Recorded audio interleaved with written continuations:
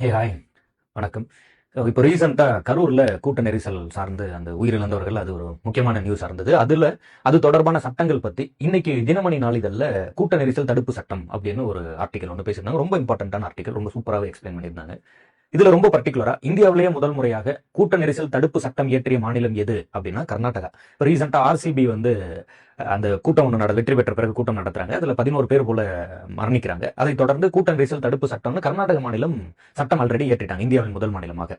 இது மாதிரி கூட்டம் நடத்தும் போது அனுமதி பெற்றுதான் கூட்டம் நடத்தணும் அப்படின்னு சொல்ற சட்டம் இது காவல் சட்டம் 1861 பிரிட்டிஷ்காரன் காலத்திலே உருவாக்கிறாங்க. அந்த மாதிரி கூட்டத்துல ஏதாவது விதிமீறல்கள் நடந்தாவோ உயிரிழப்பு நடந்தாவோ 6 மாதத்திற்கு குறைவான தண்டனை தான் அப்படிங்கிற மாதிரி இருக்கும்போது, இப்போ கர்நாடக அரசு ஏற்றிருக்கக்கூடிய சட்டத்துல ஏதாவது விதிமீறல்னா 3 ஆண்டுகள் வரைக்கும் சிறை, உயிரிழப்பு இருந்ததுன்னா 10 ஆண்டுகள் அல்லது ஆயுள் தண்டனை வரைக்கும் போற மாதிரியான பிரிகாஷன்ஸ் எல்லாம் கொடுத்துறாங்க. அந்த தண்டனை எல்லாம் மென்ஷன் பண்றாங்க.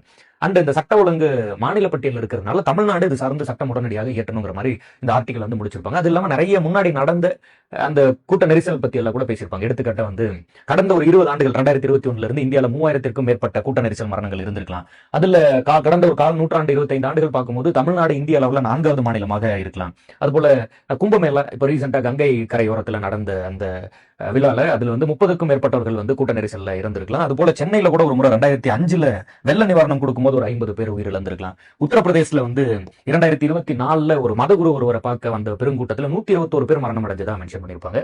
அது மாதிரி முன்னாடி இருந்தது எல்லாத்தையுமே வந்து அதுல மென்ஷன் பண்ணியிருப்பாங்க. அண்ட் கர்நாடகாவோட இந்த கூட்ட நெரிசல் தடுப்பு சட்டம் 2025 அது இயற்றிருக்காங்க, நம்ம படிச்சோம்ல. அதற்கு முன்னாடி அந்த கர்நாடகாவோட ஆர்சிபி அந்த மரணத்தின் போது அது ரிலேட்டடா அந்த அறிக்கையை சமர்ப்பிக்கிறதுக்கு ஒரு குழு அமைப்பாங்கல்ல, அது வந்து நீதிபதி ஜான் மைக்கேல் டி குன்ஹா அவருடைய தலைமையில தான் குழு வந்து அமைக்கிறாங்க. தொடர்ந்து படிப்போம். நிறைய கரண்ட் அஃபேர்ஸ் இருக்கு. ஒன்னொன்னா நம்ம வந்து படிப்போம். And thank you.